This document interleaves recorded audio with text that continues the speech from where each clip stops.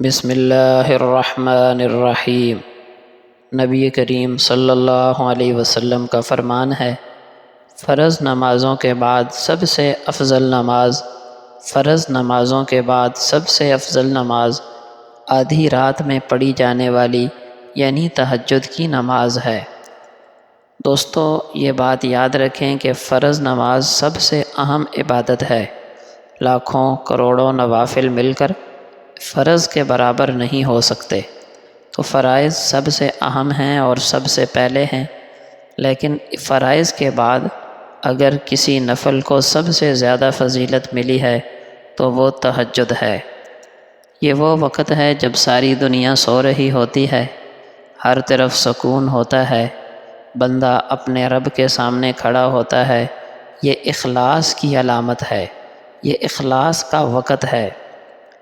اللہ تعالیٰ قرآن مجید میں فرماتے ہیں، وَمِنَ اللَّيْلِ فَتَہَجَّدْ بِهِ نَافِلَةً لَكَ، یعنی رات کے کچھ حصے میں اٹھ کر نماز پڑھو، یہ تمہارے لیے ایک زائد یعنی نفل عبادت ہے۔ تو نماز دل کو نرم کرتی ہے، اور تہجد کی نماز تو دل کو بہت نرم کرتی ہے۔ یہ اخلاص کی علامت ہے کہ اس وقت کوئی دیکھنے والا نہیں ہوتا۔ پھر یہ وقت دعاؤں کی قبولیت کا ہے۔ لوگوں کو شکایت ہوتی ہے کہ فلاں مسئلہ ہے، کاروبار نہیں چل رہا، رشتے کی بندش ہے وغیرہ۔ عجیب و غریب قسم کے وظیفے کرتے ہیں، لیکن اللہ تعالیٰ سے مانگنا گوارا نہیں کرتے۔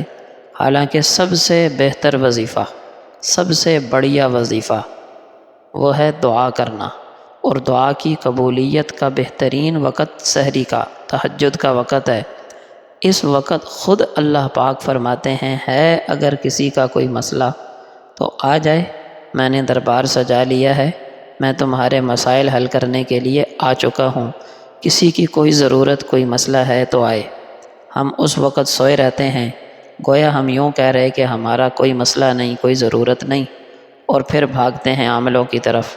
نبی اکرم صلی اللہ علیہ وسلم نے فرمایا، رات کے آخری حصے میں اللہ تعالیٰ آسمان دنیا پر نزول فرماتے ہیں، یعنی جیسا ان کی شان کے لائق ہے، اور پھر فرماتے ہیں، کون ہے جو مجھ سے دعا کرے تاکہ میں اس کی دعا قبول کروں؟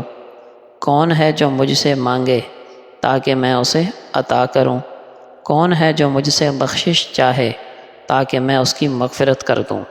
سوچئے کیسا وقت ہے کہ اللہ تعالیٰ خود بندے کو بلا رہا ہے۔ اب اگر کوئی بندہ اس وقت جاگ کر سجدے میں گر جائے، اس سے زیادہ مبارک لمحہ کوئی نہیں۔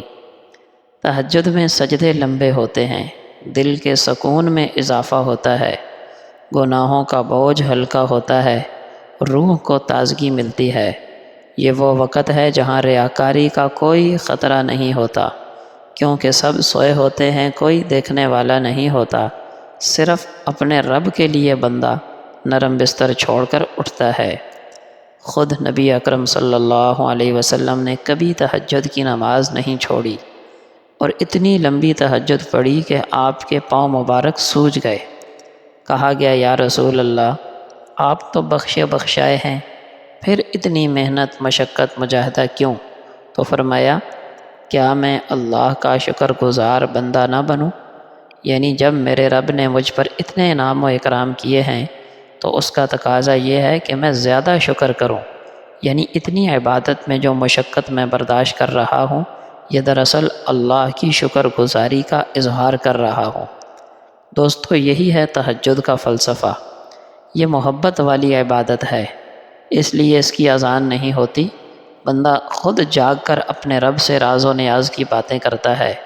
یہ شکر کا اظہار ہے۔